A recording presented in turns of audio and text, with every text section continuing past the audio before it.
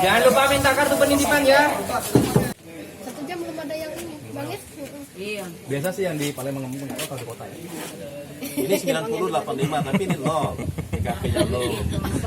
Formasi 2019 ini sebanyak 3.631.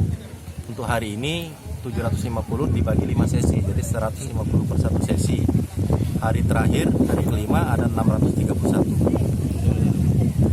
Jadi Pak, ada kendala Pak yang kita temukan? Sampai hari ini tidak ada, karena kebersamaan dari kita panitia bersama panitia lain bahu-membahu mensukseskan acara ini. Karena ini adalah acara pemerintah kabupaten, bukan hanya tanggung jawab BKD, tanggung jawab pemerintah kabupaten.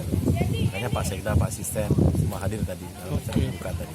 Untuk peserta Pak, ada tidak yang tidak hadir atau Sampai hari ini belum terdata, semua hadir.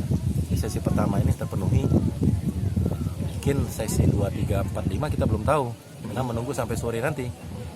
Karena kalau jadwal terakhir sampai jam 6 petang kita, 6 sore. Pak, sudah 2 sesi peserta ini Pak, belum ada peserta dari perempuan Pak? Memang diambil pagi-pagi ini dikategorikan laki-laki dulu karena lebih praktis kan. Perempuan biasanya sesi ketiga keempat itu perempuan biasanya.